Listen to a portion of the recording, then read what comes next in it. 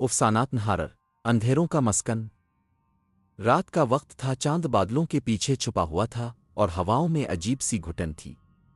6 لڑکے علی، بلال، حمزہ، سلمان، کاشف اور ریحان شہر کے کنارے پر موجود پرانی بستی کی طرف بڑھ رہے تھے۔ اس بستی کا نام لوگ ڈرتے ڈرتے لیتے تھے، کیونکہ کہا جاتا تھا کہ یہ جنوت صدیوں سے آباد ہے۔ جو بھی انسان وہاں گیا وہ واپس نہیں لوٹا۔ علی سب سے زیادہ ضدی اور بہادر سمجھا جاتا تھا۔ اس نے دوستوں سے کہا، یہ سب ڈرونی کہانیاں بڑا چڑھا کر سنائی جاتی ہے۔ اگر ہم آج اس بستی کو دیکھ آئے تو سب کو پتہ چل جائے گا کہ ہم کتنا بہادر ہیں۔ باقی سب نے پہلے ہچکچاہٹ دکھائی، لیکن دوستی اور تجسس کے ہاتھوں مجبور ہو کر وہ بھی اس کے ساتھ چل پڑے۔ جب وہ بستی کے قریب پہنچے تو ماحول یکدم بدل گیا۔ ہوائیں بند ہو گئیں، مگر درختوں کی شاخیں خود بخود ہلنے لگیں۔ ٹوٹی پھوٹی جھونپڑیوں کی دیواروں پر کالے سائے ناچ رہے تھے، جیسے کوئی ان کی آمد کا جشن منا رہا ہو۔ دور کہیں سے کسی عورت کے رونے کی آواز آ رہی تھی، مگر قریب پہنچنے پر وہ آواز کتے کے بھونکنے میں بدل جاتی۔ حمزہ نے مذاق میں کہا، یہ سب وہم ہے، لیکن اس کی آواز کی لرزش اس کے دل کا حال بتا رہی تھی۔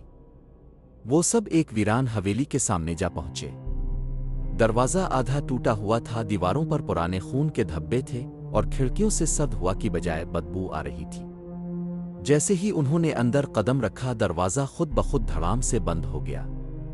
سب ایک لمحے کو ساکت رہ گئے۔ اندھیرا ایسا چھایا کہ سانس لینا بھی مشکل ہو گیا۔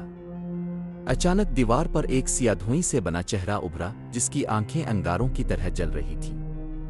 اس کی آواز بھاری اور گونجدار تھی، یہ جگہ ہماری ہے، تم نے یہاں آنے کی جرت کیوں کی؟ 6 لڑکوں کے قدموں تلے زمین کانپ گئی۔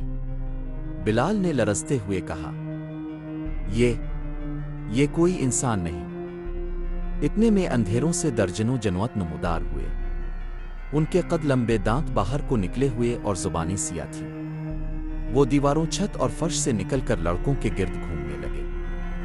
سلمان نے قرآن کی آیات پڑھنے کی کوشش کی، مگر جنوت نے کان پھاڑ دینے والی چیخ ماری، جس سے اس کی آواز دب گئی۔ گھبراہٹ میں سب بھاگتے ہوئے ایک بڑے کمرے میں جا پہنچے۔ وہاں ایک پرانا کنواں موجود تھا، جس کے ارد گرد انسانی ہڈیاں اور زنجیریں بکھری ہوئی تھیں۔ کنویں سے سرگوشیاں آ رہی تھیں۔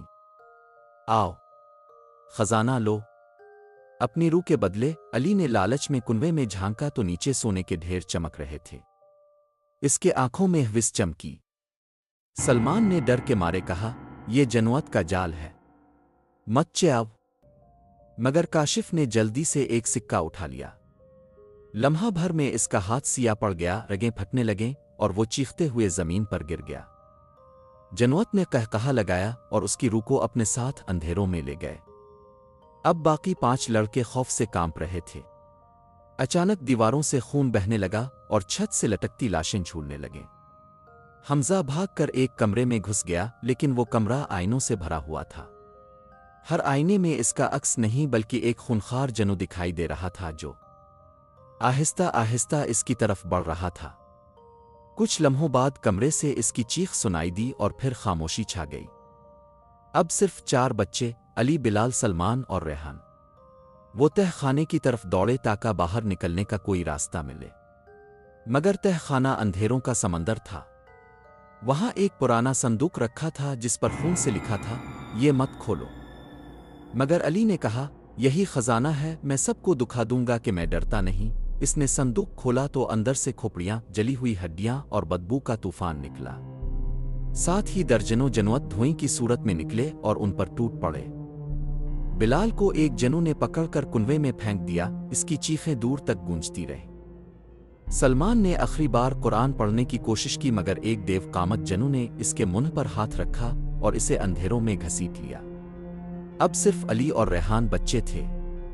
علی نے ایک جنو کے سامنے گھٹنے ٹیک دیے اور کہا، مجھے خزانہ دے دو، میں اپنی روح تمہیں دے دوں گا۔ جنو نے قہقہا لگا کر کہا، اب تم ہمارے غلام ہو، اور اسے زمین کے اندر کھینچ کر غائب کر دیا۔ ریحان اکیلا رہ گیا۔ اس نے خوف اور بے بسی میں اذان دینا شروع کی۔ اس کی لرزتی آواز میں سچائی اور ایمان کی طاقت تھی۔ जनवत ने कांपते हुए चीखें मारी, दीवारें लरजने लगें और हवेली टूटने लगी। सब जनवत एक एक करके धुएं में बदल कर गायब हो गए। दरवाजा खुला और बाहर सुबह की रोशनी फैल गई। गांव वाले जब वहां पहुंचे तो उन्हें सिर्फ रेहान नीम बेहोश मिला। बाकी 5 लड़के कहीं नहीं थे, जैसे जमीन ने उन्हें निगल लिया हो। आज भी इस हवेली के पास रात को जाने वाले लोग कहते हैं कि वहां चीखों की आवाजें आती हैं और कभी कभी सोने के सके फर्श पर पड़े दिखाई देते हैं। लेकिन जो भी उन सिक्कों को छूता है वो फिर कभी वापस नहीं आता।